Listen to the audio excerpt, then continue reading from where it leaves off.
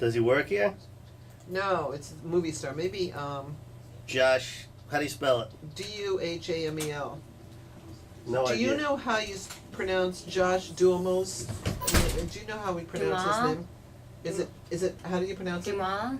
Josh Dumas? Is it Duhamel? Would Natalie know that? Yeah, I think so. Let me I think it's ask Jamal. Natalie or Joan. Okay. Here's your fries. Did you try them? No, I haven't tried one. Try one. They're so good. Yummy. I just got Where'd you rid get of them? Pardon? Where did you get them? Last night. Here, you want to take some to Joe? You should give some to everybody. Here, take some to Joe. And offer some to the guys, because I'll eat them otherwise. Okay. Have some. Aren't those the best? Yeah, really yummy. Anyone want some fries with truffle oil? They have truffle oil on them. They are so good.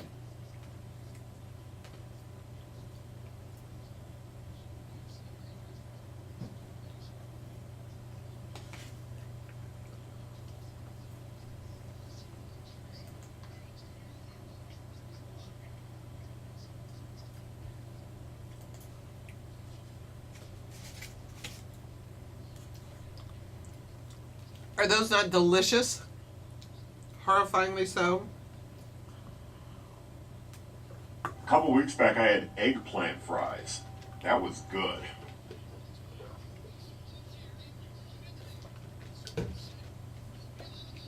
Unfortunately, the issue is the fries part. I only had a few. Yeah. It was one of those things where you're at a friend's place and both he and his wife are a bit overweight, and you look at how much they order and you just go, oh my Yeah. God.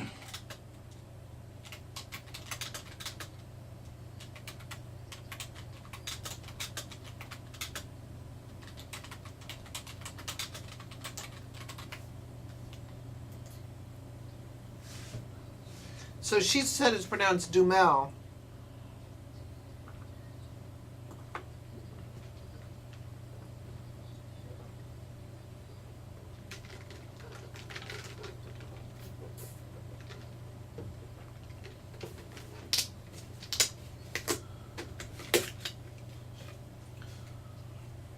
Did you get some of the fries? Now we're eating about dining the truffle fries. I told Eugene to give you guys some. Yes, but I said no, thank you. We're fairly sure it's Josh Duhamel. Dumal, thank you.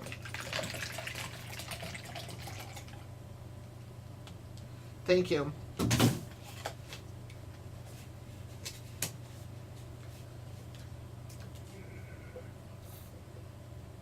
I may have a shot at some movie star interviews.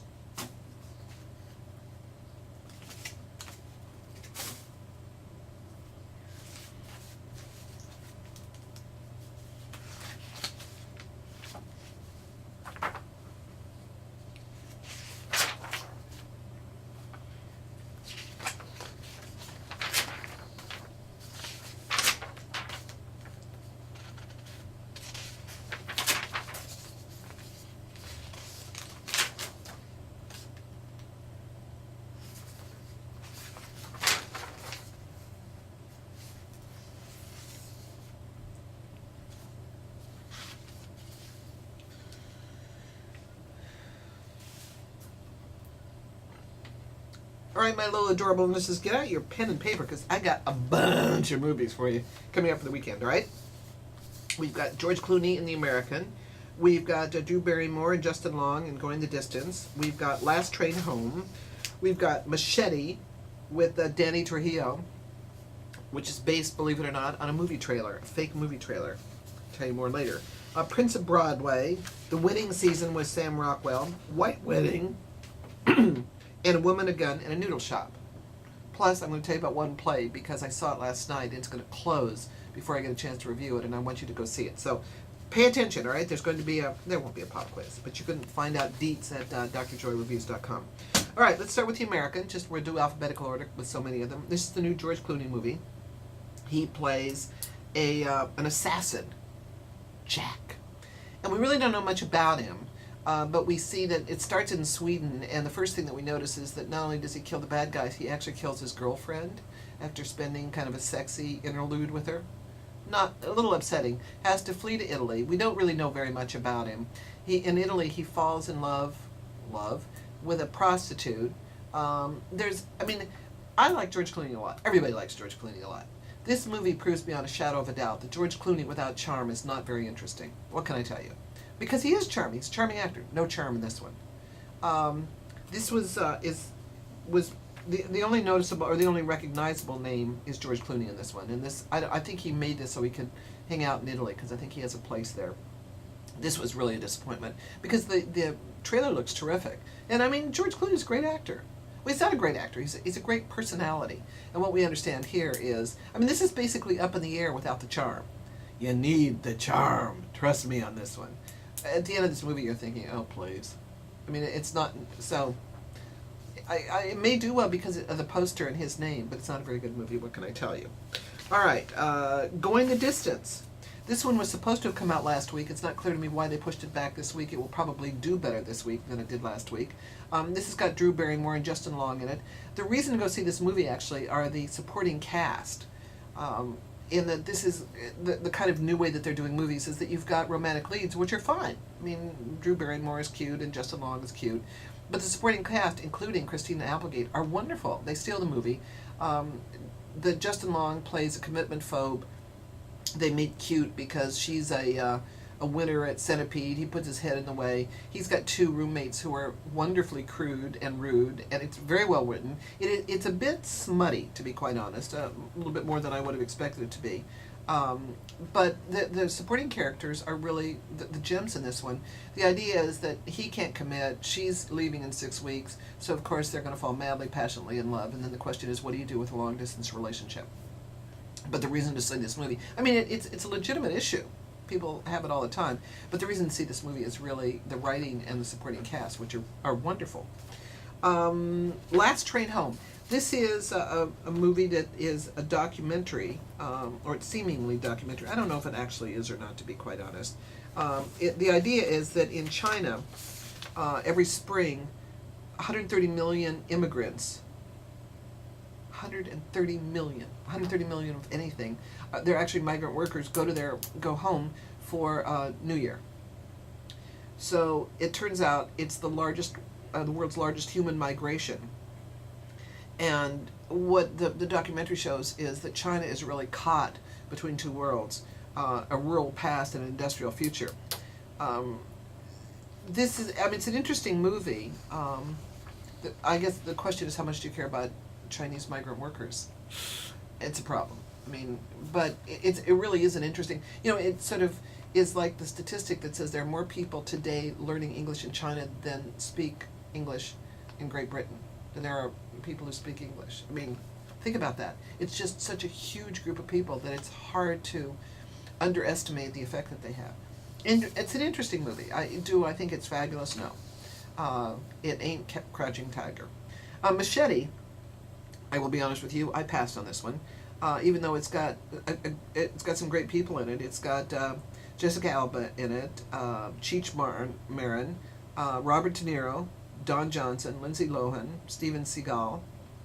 I mean, but it's basically a silly movie that was very violent, based on the Quentin Tarantino fake trailer for Roadhouse.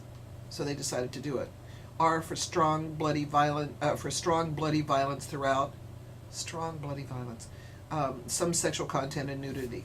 The point is, who cares? I mean, although it may do well, it's just... I know, John, put your hand down. You're not going to this movie. Are you going to go to this movie?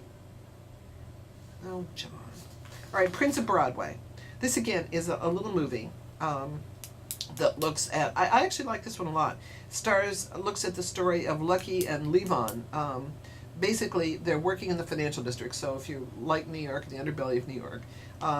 Lucky is an illegal immigrant from Ghana, and he basically is one of the barkers that says, hey, want to buy a Rolex?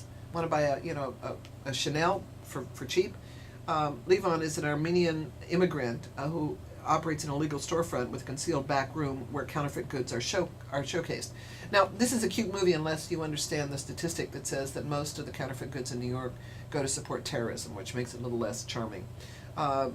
This is set in the Flatiron District, which is actually not the Garment District. Garment District's on 40th, Flatiron is on 26th, but it's the old Madison, where the old Madison Square Park is. And there's a child involved. It was a charming movie, actually. I don't think it'll make 25 cents, but it's a charming movie. The Winning Season.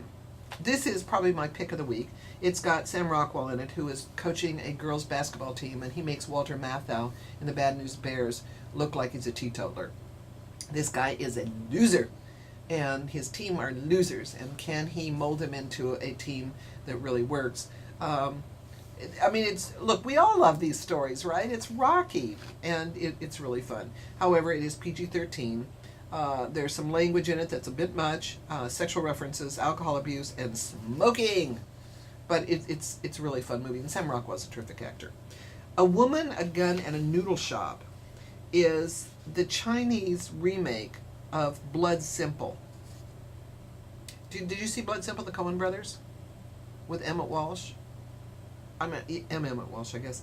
I mean, it makes you sort of want to go back and see Blood Simple again. I mean, depends how much you think that a thriller that's redone in kind of a silly style works for you. White Wedding is the other little movie that I want to talk to you about, which is charming. It is set in South Africa, and a charming groom. The white wedding refers to the fact that you can have two weddings, that you can have a white dress and you can have a tribal ceremony as well. And this is a guy who, through a good deed, misses his ride to his bachelor party, which is not supposed to be a bachelor party. He's supposed to go pick up his bride's grandmother and can't find her. It's one of those road movies. But it is charming because, and it's in like 15 different languages, including Zulu. This is a cute movie. I mean, you'll enjoy it if you're, my guess, believe it or not, the number one movie will probably either be Going the Distance, which is not a bad movie, or John's favorite, Machete, which is just because it's violent, stupid. And violent, stupid works in America right now, especially over the summer, especially Labor Day weekend. Let me just give a quick shout out to a play that everybody should go see, with lamentably the world's worst title. It's the name of the play is Abraham Lincoln's Big Gay Dance Party.